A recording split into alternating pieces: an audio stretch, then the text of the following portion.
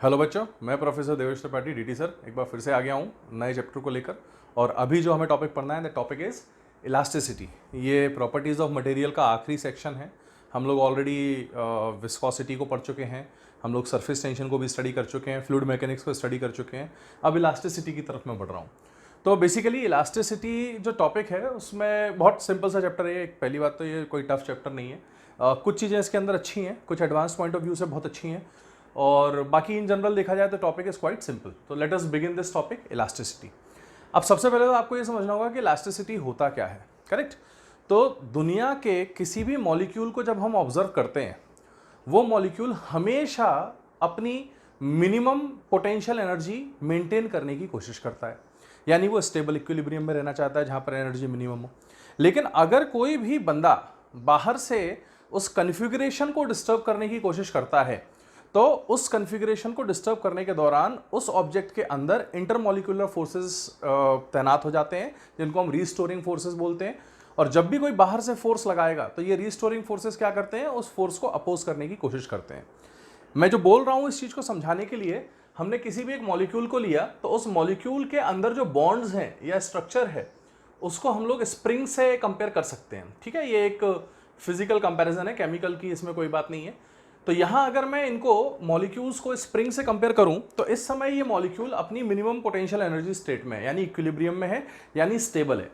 अब ऐसे में मान लीजिए कोई बंदा यहां से इस मॉलिक्यूल को या इस एलिमेंट को खींचना चाहे, तो जैसे ही वो इसको खींचेगा, ये स्प्रिंग्स जो यहां अटैच्ड हैं, जो कि बॉन्ड्स हैं हमारे, ये इसको वापस अपनी ओर खींचेंगी।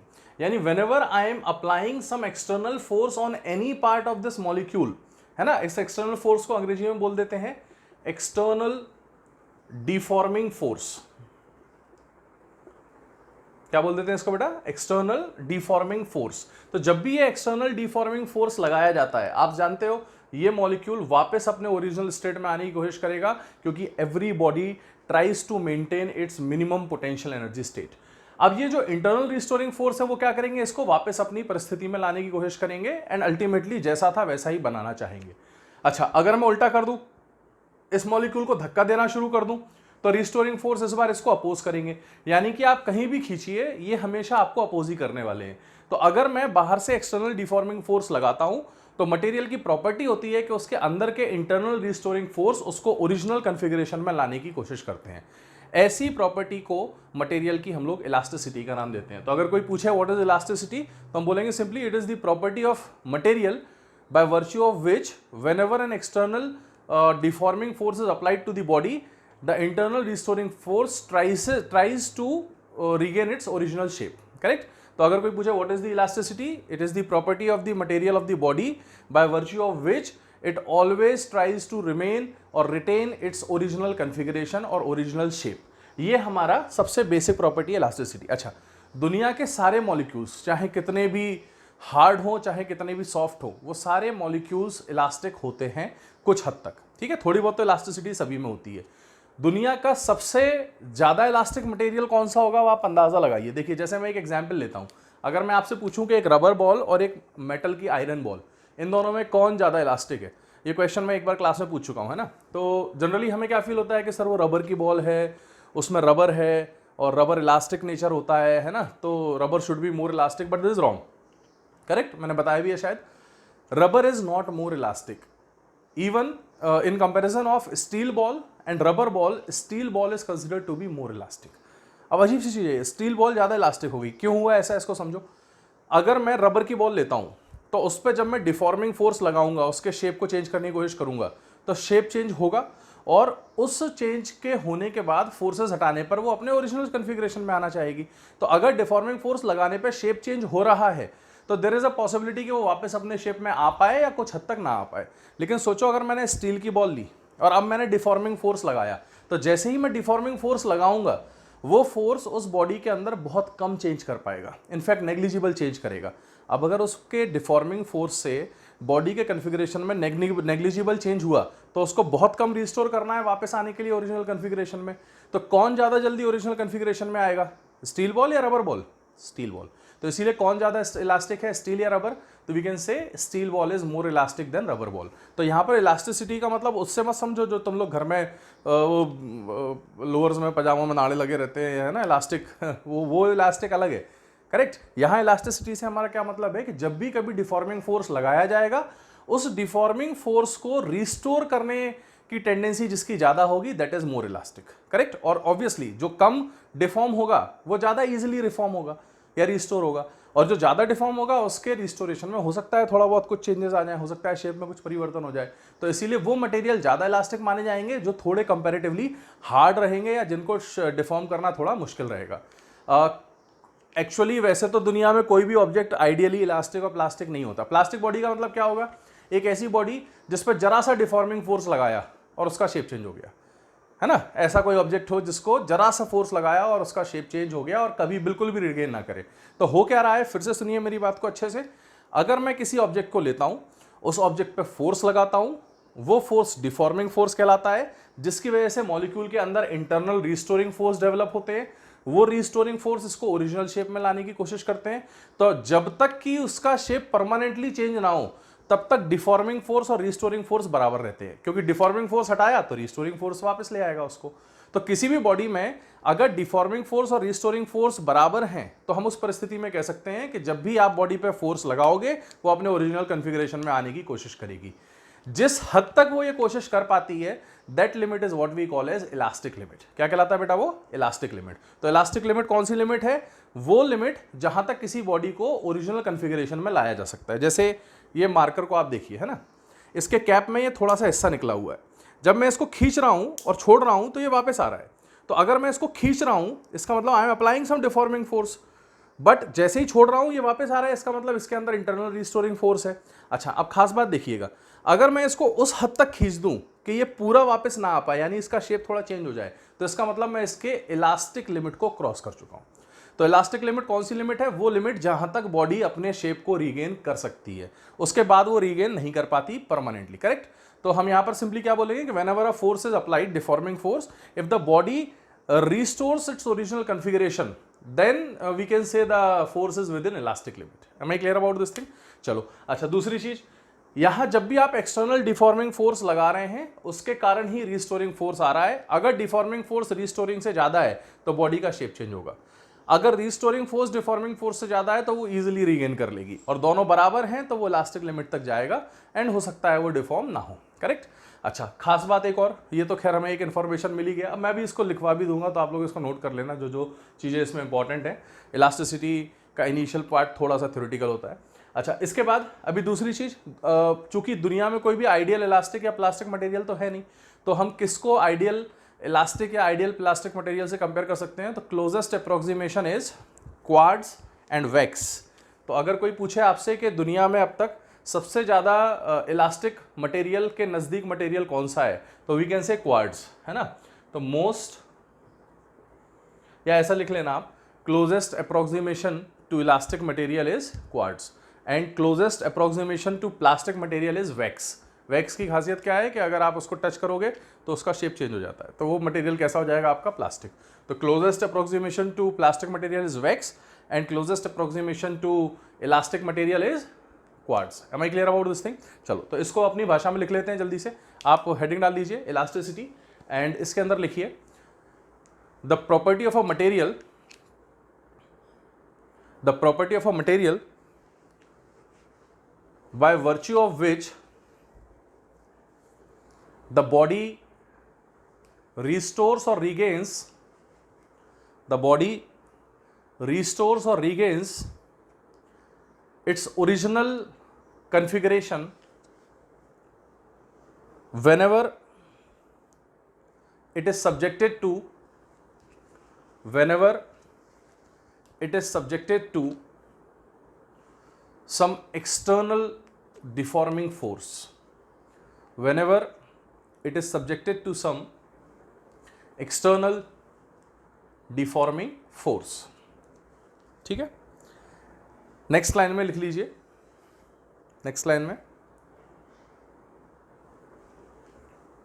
whenever an external deforming force is applied to a body whenever an external deforming force is applied to a body, because of the intermolecular arrangement,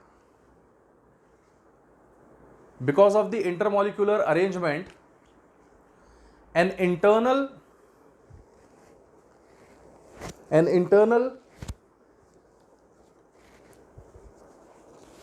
restoring force is developed in the body. An internal restoring force is developed in the body, correct, which tries to bring the body in its original configuration.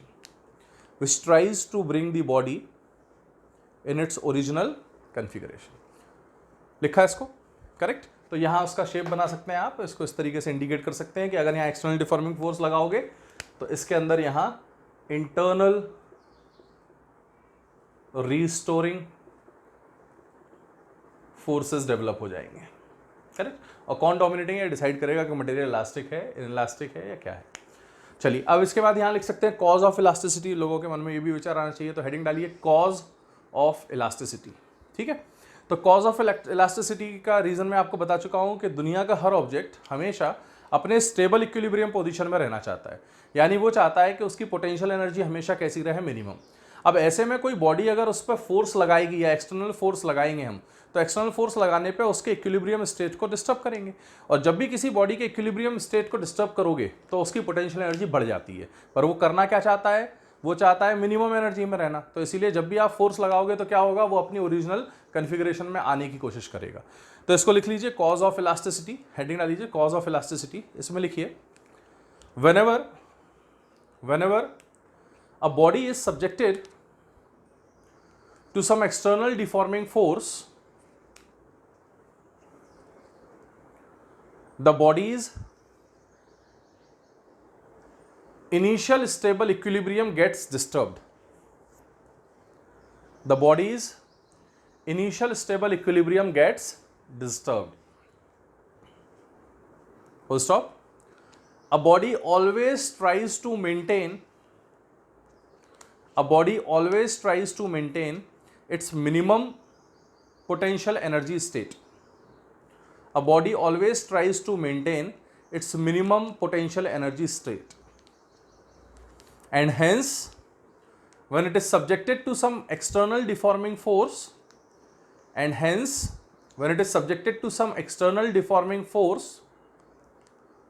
the body restores or tries to restore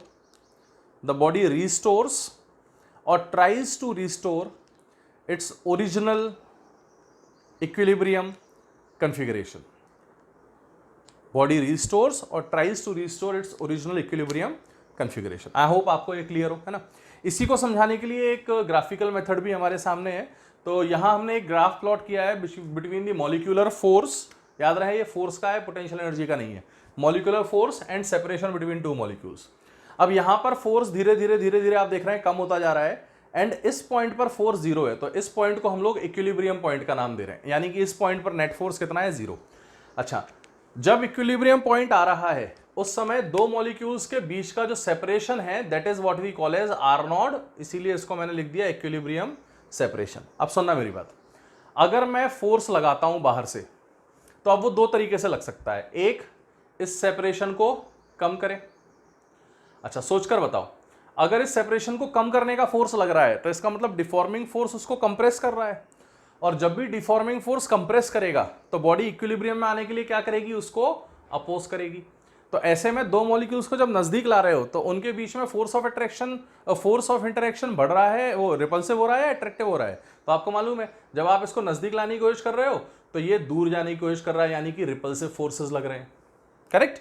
अच्छा, अगर मैं are not को बढ़ाने की कोशिश करूं इस तरफ, तो जब मैं आर नॉट को बढ़ाऊंगा यानी कि टेंसाइल फोर्स लगाऊंगा या फिर एक्सटेंसिव फोर्स लगाऊंगा, तो उस परिस्थिति में ये अपनी ओरिजिनल शेप में आने के लिए इसको अट्रैक्ट करने की कोशिश करेगा। तो जब आप बॉडी को खींचोगे, यानी कि अगर आपने सेपरेशन को बढ़ाने की कोशिश की आर नॉट को, इक्विलिब्रियम सेपरेशन को, तो जो फोर्सेस लगेंगे वो हो जाएंगे अट्रैक्टिव, और कम करने की कोशिश की तो फोर्सेस लगेंगे रिपल्सिव।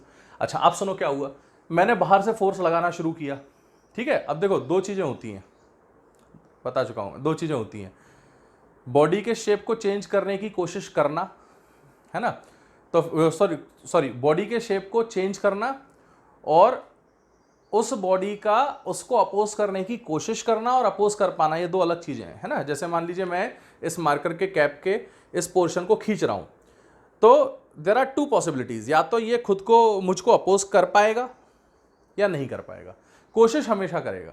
तो अगर मान लीजिए मैंने फोर्स लगाया इसके सेपरेशन को बढ़ाने के लिए, तो जैसे जैसे मैं फोर्स लगाऊंगा वैसे वैसे वैसे वैसे ये अपोज करने की कोशिश करेगा, लेकिन जरूरी नहीं है हमेशा अपोज कर पाए।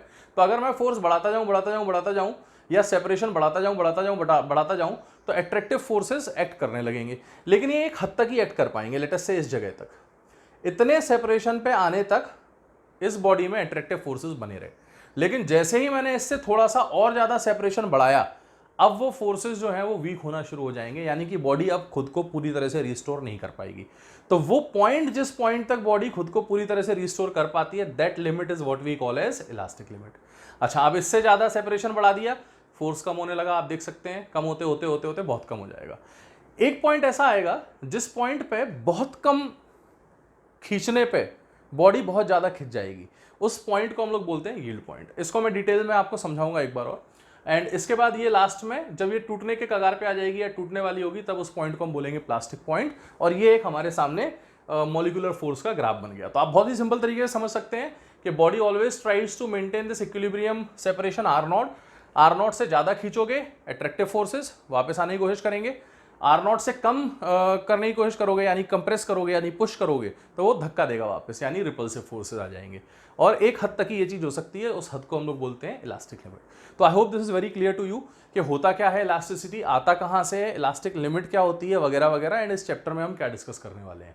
तो आपको ये बात क्लियर है, करेक्ट। डिफॉर्मिंग फोर्सेस कौन से फोर्सेस हैं? वो फोर्स जो किसी भी बॉडी के शेप को चेंज करने की कोशिश करते हैं। रिस्टोरिंग फोर्सेस कौन से फोर्सेस हैं? जो इंटरनल डेवलप होते हैं, जो उस डिफॉर्मिंग फोर्स को अपोज करने की कोशिश करते हैं।